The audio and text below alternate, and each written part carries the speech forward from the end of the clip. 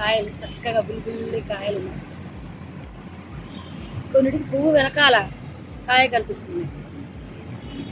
అది చిన్న కాయ, అవి వాటిని ఆడపువ్వులు అంట. బాగా ఈ విధంగా తుక్కుల్లో గడ్డిల్లో ఎక్కడైనా సరే గడ్డి వాముల దగ్గర చక్కగా వచ్చి కాయలు ఈ విధంగా కాస్తాయి.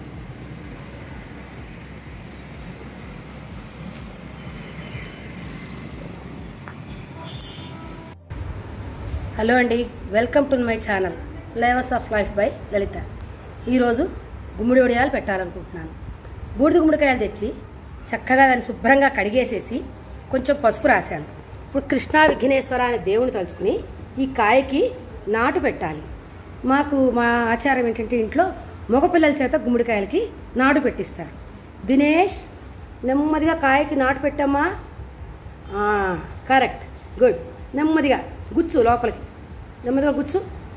అంతే, చాలమ్మా, చాలు. గుమ్మడికాయని ఈ విధంగా పొడుగ్గా 4 ముక్కల కింద కట్ చేసుకోవాలి.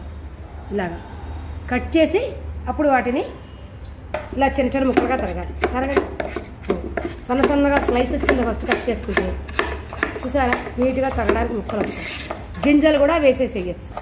మనం ముక్కలు తరుక్కున్నాక చూసుకుని దానికి సరిపడే విధంగా ఉప్పు వేసుకుని దాన్ని గట్టిగా బట్టలో మూట కట్టి దాని మీద పైన రోలు కానీ బరువైన వస్తువు ఏమీ లేకపోతే నీళ్ళ బిందె అయినా సరే దాని మీద పెట్టాలి. పెట్టి రాత్రంతా ఆ విధంగా ఉంచాలి. 2 బూడిద గుమ్మడికాయలు తరగడం అయింది. అంటే అప్రాక్సిమేట్గా ఇది 4.5 to 5 kgs ముక్కలు అవుతాయి. ఒక్కొక్క కాయ 2.5 కిలోల లెక్కనుంది.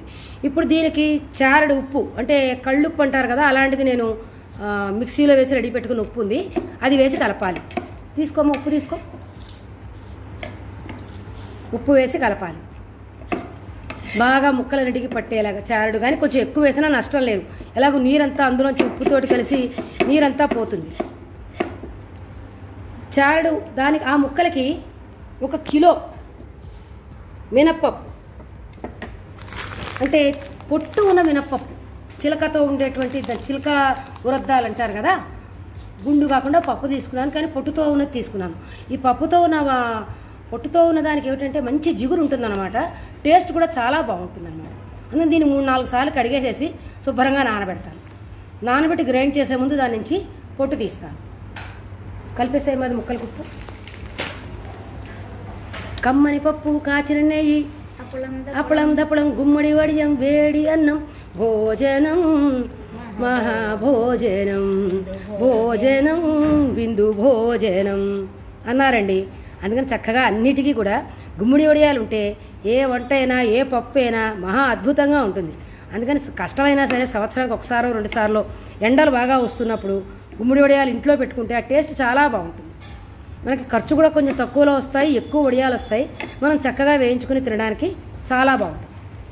ఈ గుమ్మడి వడియాలు, గుమ్మడికాయతో చేసే వస్తువులు కానీ గుమ్మడి వడియాలు కానీ ఇవన్నీ కూడా కిడ్నీకి చాలా మంచిది. ఇప్పుడు ఉప్పు వేసి రాస్తున్నాం కదా, ఉప్పు వేసి రాసిన తర్వాత ఒకసారి ముందు బట్టలో వేసిన వెంటనే దాంట్లోంచి కొంత నీరు పోతుంది. పోయిన తర్వాత రెండోసారి దాని మీద మూట ఒత్తి పెట్టినప్పుడు, బరువు పెట్టినప్పుడు వచ్చేటువంటి నీళ్ళని నేను సాధారణంగా 1 గ్లాసు నీళ్లు తాగుతాను ప్రతిసారి కూడా, కొంచెం మజ్జిగ వేసుకుని. ఎందుకంటే అది డయూరిటిక్, కిడ్నీలో స్టోన్స్ని వాటిని రానియదు. అందుకని నీళ్లు చాలా మెడిసినల్ వాల్యూ ఉన్న నీళ్ళు అనమాట. వాటిని పారబోసేయకుండా ఆ నీళ్లు నేను కొంచెం తాగుతాను. అదేవిధంగా నీళ్ళని జాగ్రత్తగా పెట్టి మినపప్పు రుబ్బేటప్పుడు నీళ్లు బదులుగా ఇందులోంచి వచ్చిన ఈ నీళ్లే పోస్తాను. అప్పుడు అందులో ఉప్పు కూడా కొంచెం తక్కువ పడుతుంది. ప్లస్ గుమ్మడికాయలో ఉండేటువంటి ఆ సారం అంతా కూడా, టేస్ట్ కూడా ఆ నీళ్ళలోకి కలిసి గుమ్మడి ఆ పిండిలోకి పెడుతుంది అన్నమాట. చిట్కాలకి స్వాగతం. మనం మినపప్పు కానీ మినపగుళ్ళు కానీ నానబెట్టినప్పుడు త్వరగా నానాలనుకుంటే దాంట్లో ఈ విధంగా ఒక ఐరన్ గరిటె, అంటే ఇనప గరిటె లేకపోతే ఇనప అట్లకాడ ఉంటే వెయ్యాలి. ఒకవేళ మన దగ్గర లేదనుకోండి ఇనప గరిటె కానీ అట్లకాడ కానీ, స్టీల్ గరిటె అయినా సరే, అంటే ఇలా అడుక్కంట ములిగే విధంగా వేస్తే పప్పు త్వరగా నానుతుంది, మనకు రుబ్బుకోవడానికి ఫాస్ట్గా అయిపోతుంది. గుడ్ మార్నింగ్ అండి. చూడండి, ఈ బూడిద గుమ్మడికాయ ముక్కలు ఉప్పు రాసి మూట కట్టి ఈ విధంగా దాని మీద రోలు పెట్టారు రాత్రి తెల్లవారులు. చాలా నీళ్ళు ఓడిపోయి ఇప్పుడు ముక్కలు చూడండి ఎంత కొంచెం అయిపోయాయో. మనకి తరిగినప్పుడు వేసిన ముక్కలు ఇప్పుడు ఎంత కొంచెం అయ్యాయో చూసారా. ఇప్పుడు ఈ ముక్కలు తీసుకెళ్ళి మనం వడియాలకి రెడీ చేసుకోవాలి. ఇదిగోనండి మినపప్పు నానబెట్టిందంతా శుభ్రంగా వెట్ గ్రైండర్లో విధంగా రుబ్బుతున్నాను. చూడండి, ఇవి గుమ్మడికాయలోంచి వచ్చిన నీళ్ళు అనమాట. చెప్పాను కదా గుమ్మడికాయ నీళ్ళు నేను పోసి పప్పులో రుబ్బుతారని. కొంచెం నీళ్ళు పోయమ్మా, దాంట్లో కొంచెం పోయి ఎక్కువ వద్దు. ఆల్రెడీ మనం వేసాం కదా ఇందాక. అది చూడండి, ఆ నీళ్లు పెట్టుకుని అవసరమైనంత వరకు మనకి ఎంత గట్టిగా కావాలో ఆ వరకు ఆ నీళ్ళే పోసి రుబ్బుతానమాట. ఇదిగోనండి కిలో మినపప్పు వెట్ గ్రైండర్లో ఆడేసాను. దానికి ఒక 100 గ్రామ్స్ అల్లం చిన్న చిన్న ముక్కలు తరిగి పెట్టుకున్నాను. అల్లం ముక్కలు అందులో వేసేయమ్మా.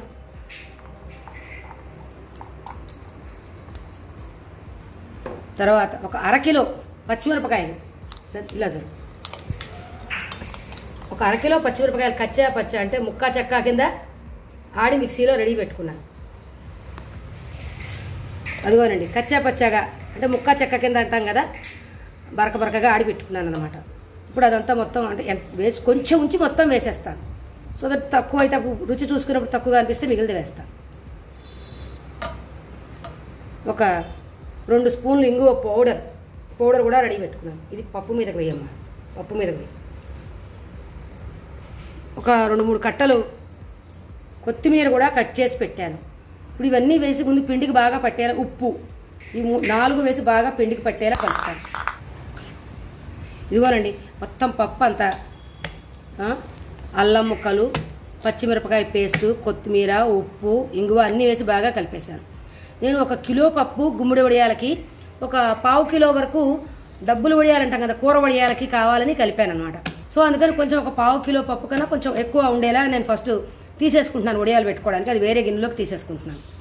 దాంతో డబ్బులు వడియాలంటాం కదా, కూరలో పెడతాం వేసే వడియాలు, వాటికి పెట్టడానికి. ఇదిగోనండి గుమ్మడికాయ ముక్కలు రాత్రంతా మూట కట్టి పెడితే ఎంత పొడి పొడిగా ఎలా అయ్యాయో చూడండి. ఇలా చూపించమ్మా ఒకసారి ముక్కలు.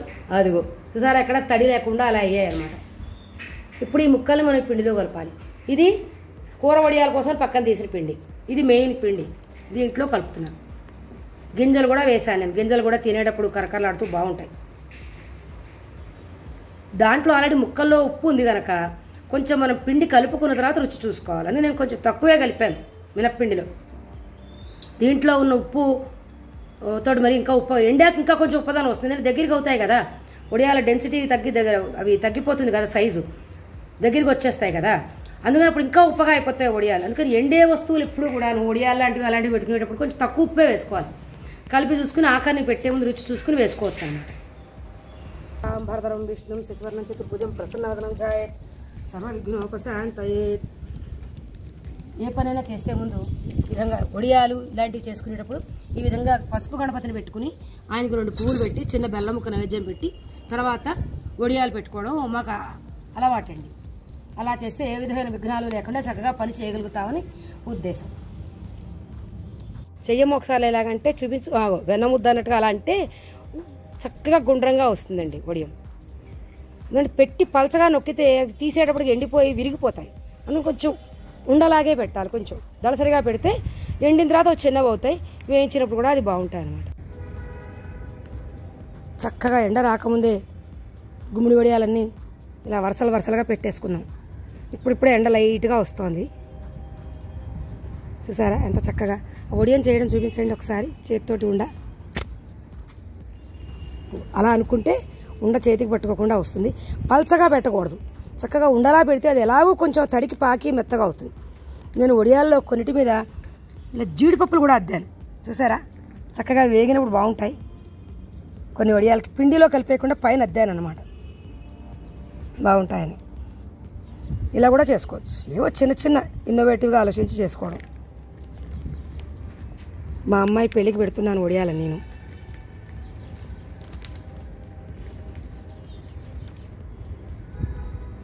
ఇదిగోనండి మొత్తానికి వడియాలు పెట్టడం అయిపోయింది, గుమ్మడి వడియాలు పెట్టడం అయిపోయింది. ఇవి సాయంత్రం దాకా ఎండిన తర్వాత వీటిని తీసుకుని వేయించుకుని ఒకటి రెండు వేయించుకుని తింటూ ఉంటే అన్నంలో నెయ్యి వేసుకుని చాలా బాగుంటాయి. పూర్తిగా ఎండే వరకు కూడా రోజు కొన్ని వేయించుకుని తినచ్చు. ఆ టేస్ట్ చాలా కొత్తగా ఉంటుంది. ఎండిపోయిన తర్వాత టేస్ట్ ఓకే, కానీ ఇలా పచ్చిగా సగం ఎండనట్టుగా ఉండే వడియాలు కూడా చాలా బాగుంటాయి. మీరు కూడా ఇలా పెట్టుకున్నప్పుడు కొంత పచ్చిపిండి కూడా ఉంచుకుని నూనెలో వేసి వేయించుకుని తింటే చాలా బాగుంటుంది. పచ్చి వడియాలు కూడా వేయించుకుని తినండి. గుమ్మడి వడియాలు పెట్టడం చూశారు కదా. ఎండిన తర్వాత ఈ విధంగా 4-5 రోజులు ఎండలో ఎండిన తర్వాత వడియాలన్నీ ఈ విధంగా రెడీ అయిపోయాయి అన్నమాట. ఇప్పుడు మనం వీటిని వేయించుకోవడం, కరకరలాడే వడియాలని చక్కగా ఎంజాయ్ చేయడమే మిగిలింది. ఇంకా అఫ్కోర్స్ ఎండలు కొంచెం సరిగా లేక ఎక్కువ టైం పట్టింది. మీరు బాగా ఎండలున్న టైంలో పెడితే 3 రోజుల కల్లా ఎండిపోతాయి. నాకు కొంచెం 5-6 రోజులు పట్టిందనమాట.